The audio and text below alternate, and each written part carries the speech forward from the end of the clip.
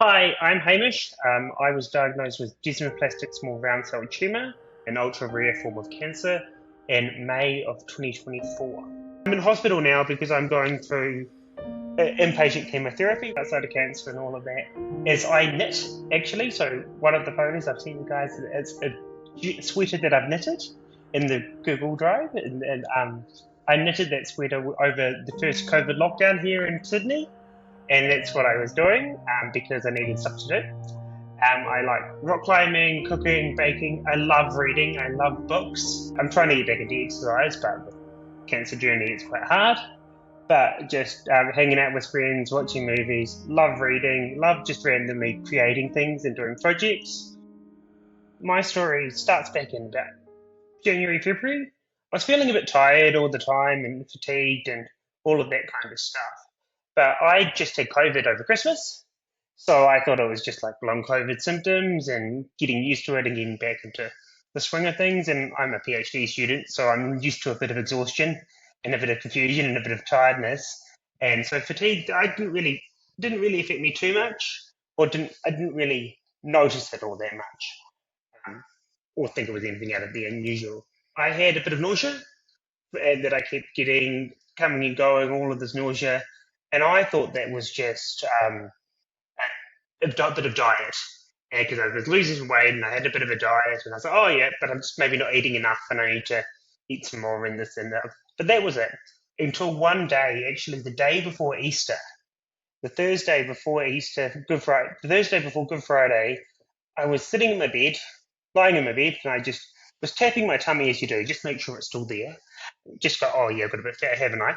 Um, but then I found a bit of a weird kind of mass. I wouldn't say a lump, because in your abdomen nothing really sticks out.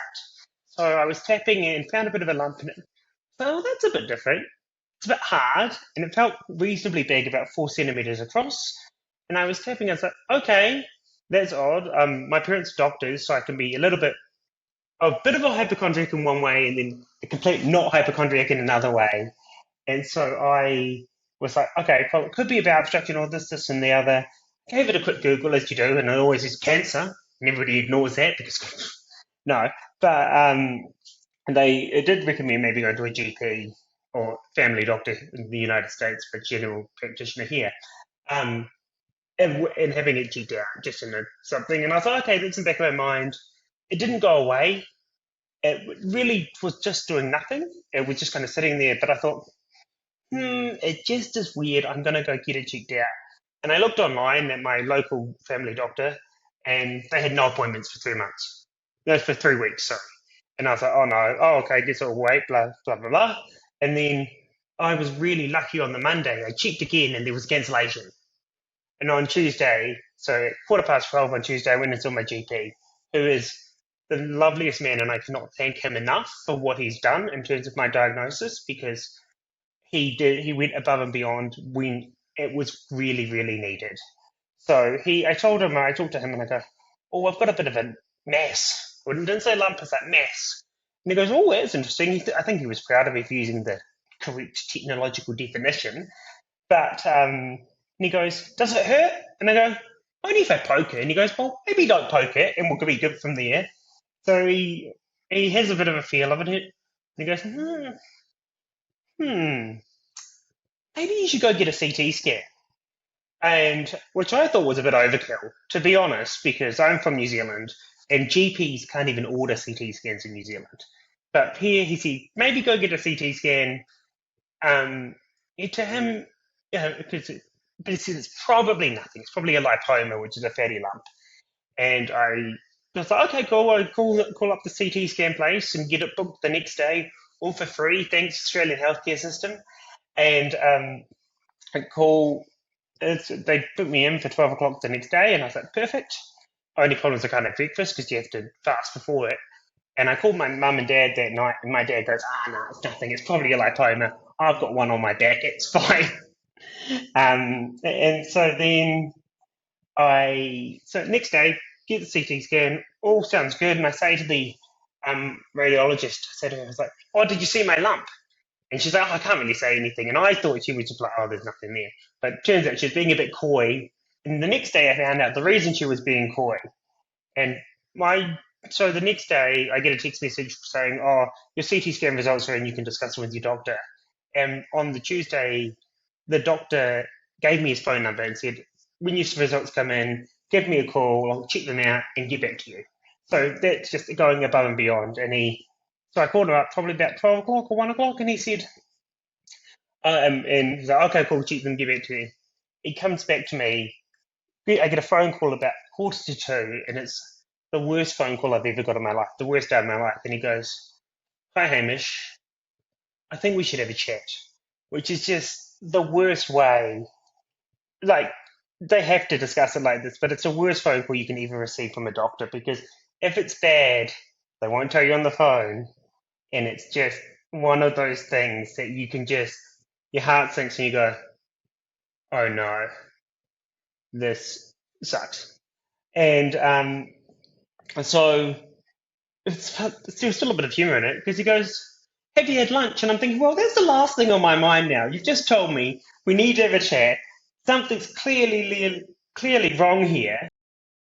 The doctor calls me in and goes sit down in the chair, and everything's very formal. He goes, "Okay, so we got the results, and you don't just have one tumour, you have two tumours.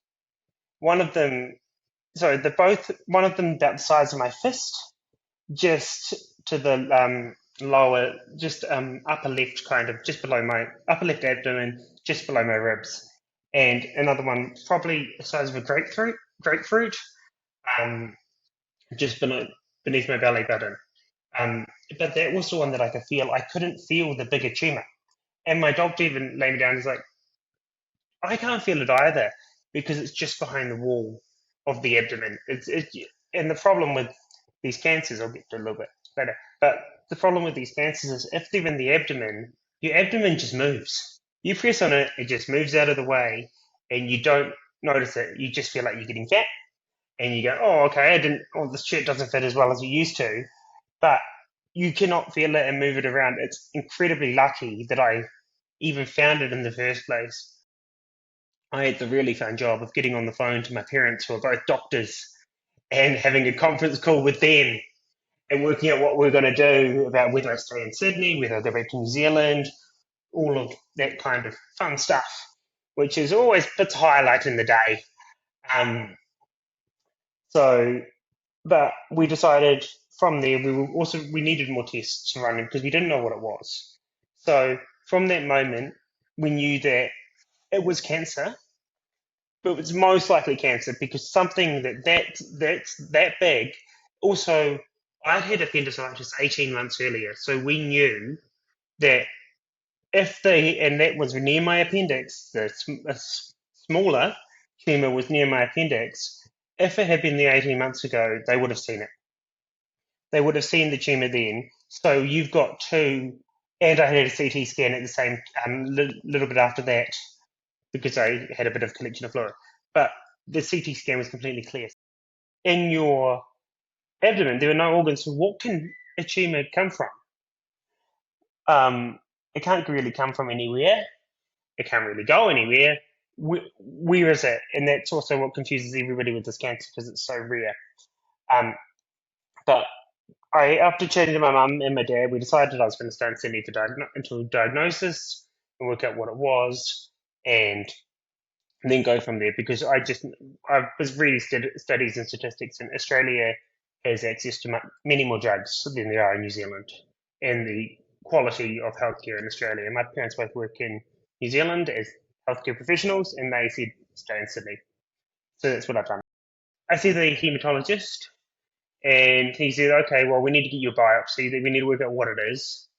And so I get a call later that day, scheduling me in for a biopsy, and on the Friday. So Friday, I get a CT guided biopsy. They take lots of cores, many cores out of the big tumour.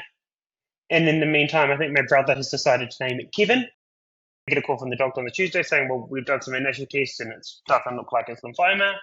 And then the next week, I have a sit down chat with the doctor, and my uncle actually flew up from Melbourne for me, which was really lovely. And if it went perfectly, I would have been all right, but it went the worst way I could have imagined. So I sit down with the hematologist, and he says to me, "Okay, so we've got the biopsy results back, and they're pretty conclusive. You've got something called a small blue round cell tumor, and it's a form of sarcoma."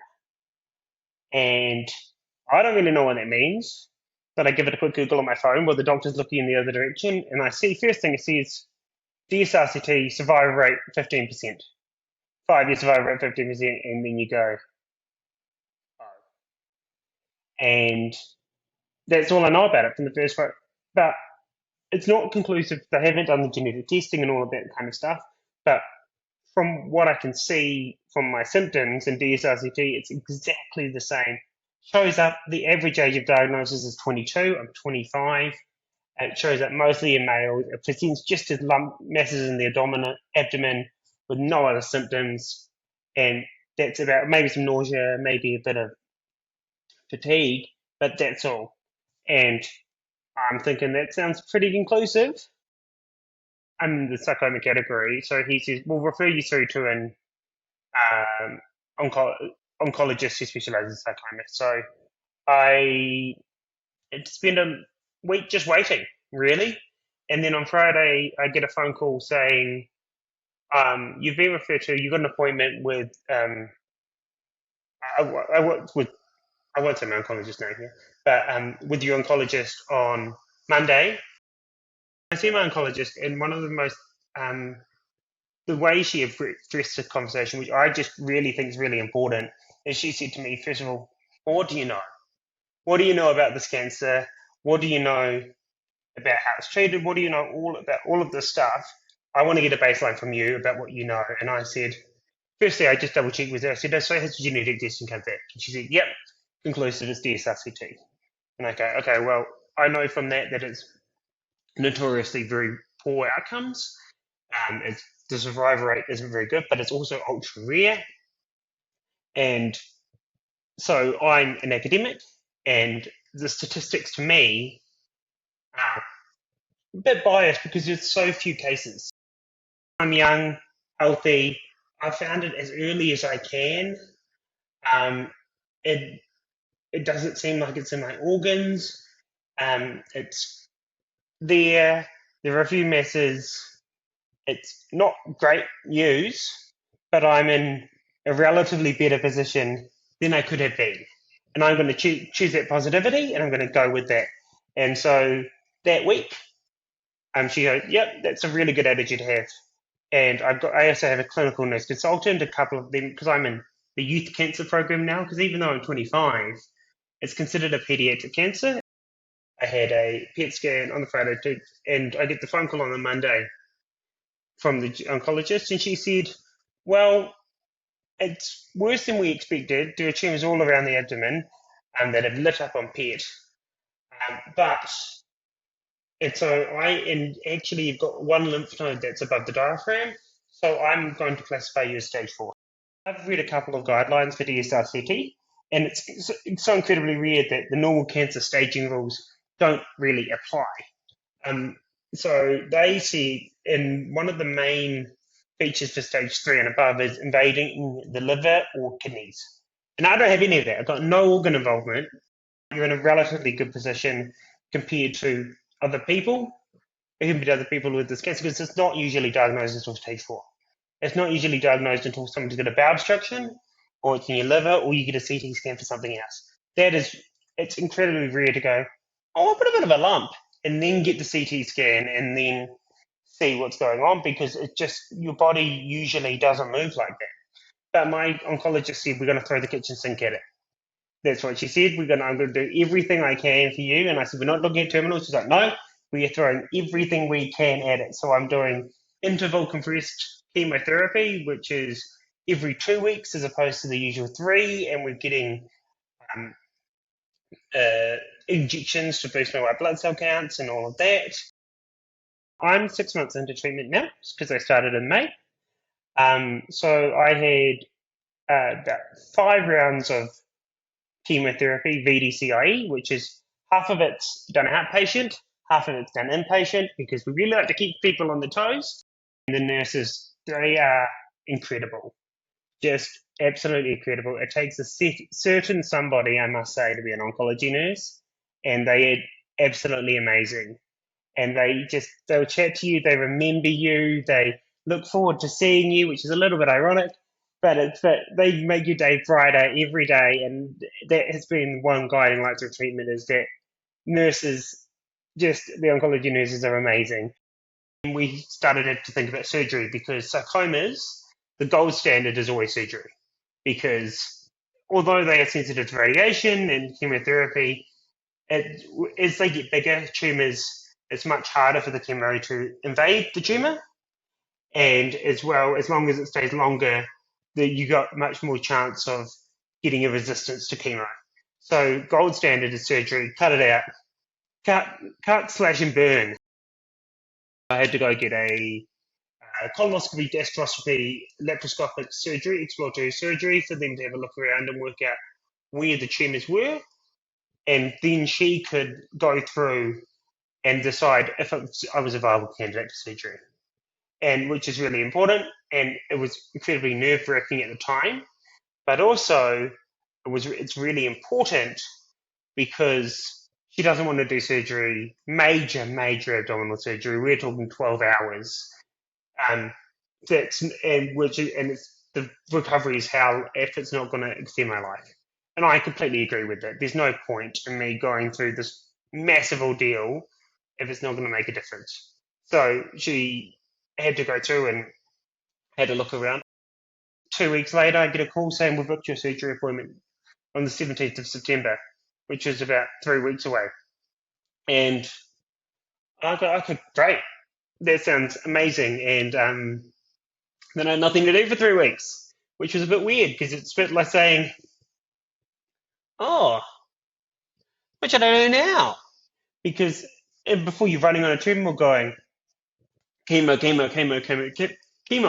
and then you're just recovering from chemo. And I've been incredibly lucky in terms of my chemo side effects. Yes, I get a bit of nausea. I've had no vomiting at all.